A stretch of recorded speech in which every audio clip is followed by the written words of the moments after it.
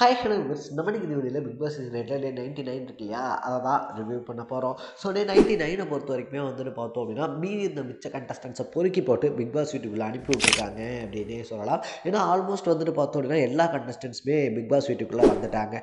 Challenge எங்கேட்டா வந்தவங்க பார்த்தோம் அப்படின்னா அந்த டாப் 6 இருக்காங்க இல்லையா, அவங்களுக்கு ரொம்ப பெரிய டஃப் ஃபைட் அப்படின்றது கொடுக்கல அப்படின்றதுனால இந்த டாப் 6 பார்த்தோம் அப்படின்னா ஃபைனலிஸ்டாகவும் செலக்ட் ஆயிருக்காங்க அப்படின்னே சொல்லலாம். பட் இதில் ஹைலைட்டான விஷயம் என்ன அப்படின்னு சொல்லி கேட்டோம் அப்படின்னா வெளியிலேருந்து வந்த உள்ள எக்ஸ் கண்டஸ்டன்ஸ் இருக்காங்க இல்லையா, அவங்க வந்துட்டு நேற்று செம்மையாக ஆடி இருந்தாங்க அப்படின்னே சொல்லலாம். அதுலேயும் சத்யா அண்ட் ஜெஃப்ரி இருக்காங்க இல்லையா, அவங்க ரெண்டு பேருமே வந்துட்டு ஆர்னவுக்கு கொடுத்த அந்த எப்படி சொல்கிறது ரிப்ளே பதிலடி அப்படின்னு வந்துட்டு சொல்லலாம். ஏன்னா சத்யா வந்துட்டு சேட்லஸ் கை அப்படின்னும், அதே மாதிரி ஜெஃப்ரியா வந்துட்டு நோண்டிட்டு தடவிட்டு ஒருத்தர் இருந்தானே அவன் எங்க அப்படின்ற மாதிரியும் ஆர்னவ் கேட்டிருந்தாரு. ஸோ உள்ளே வந்தோடனே பார்த்தோம் அப்படின்னா சத்யா அண்ட் ஜெஃப்ரி அவங்கள வச்சு செஞ்சிருந்தாங்க அப்படின்னு தான் சொல்லணும். ஸோ இதனால் வந்துட்டு ஆர்னவ் இருக்கார் இல்லையா, பேச பாயிண்டே இல்லாமல் அமைதியாக வாயடைச்சு போயிருந்தாங்க. இன்னொரு பக்கத்தில் வந்துட்டு பார்த்தோம் அப்படின்னா சுனிதாக்கு சௌந்தர்யா மேலே இருக்கக்கூடிய வன்மம் அப்படின்றது இருக்கு இல்லையா, அது நாளுக்கு நாள் அதிகமாயிட்டே இருக்கு அப்படின்னே சொல்லலாம். ஸோ சௌந்தர்யா சொல்றது கரெக்டான பாயிண்டாக ஒரு சில பாயிண்ட் இருந்தாலும் அதை கன்வே பண்ணக்கூடிய விதம் அப்படின்னு சொல்லி ஒன்று இருக்கு இல்லையா, அதில் வந்துட்டு சுனிதா கோட்டை விட்டுறாங்க அப்படின்னு தான் சொல்லணும். நேற்று வந்துட்டு பார்த்தோம் அப்படின்னா இங்கே உங்களுக்கு உங்கள் ஃப்ரெண்ட்ஸ் இருப்பாங்க, சம்மந்தி இருப்பாங்க, வேண்டப்பட்டவங்களா இருப்பாங்க உங்களுக்கு ஓட் போடுறதுக்கு,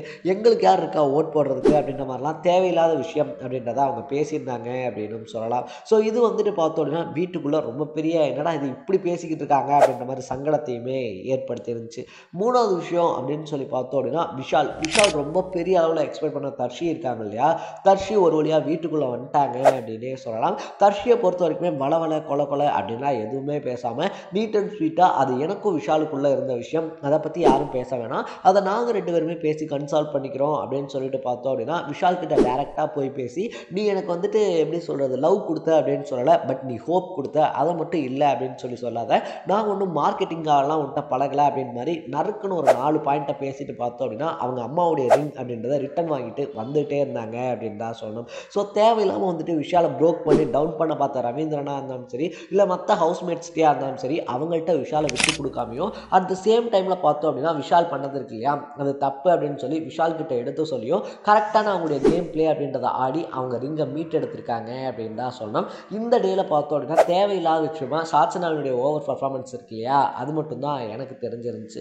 ஸோ டே 99 பொறுத்த வரைக்கும் தர்ஷினுடைய ஆக்ஷன் கேம் பிளே இருக்கு இல்லையா, அதை பற்றி நீங்கள் என்ன நினைக்கிறீங்க அப்படின்றத கமெண்ட்டில் போட்டு இதே மாதிரி மீதி இருக்கக்கூடிய நாட்களுக்கான ரிவ்யூவை தொடர்ந்து தெரிஞ்சுக்க மறக்காம சேனலை ஃபாலோ அண்ட் சப்ஸ்கிரைப் பண்ணிக்கோங்க. நாளைக்கு டே 100 ரிவ்யூவோட சந்திக்கலாம். டாடா.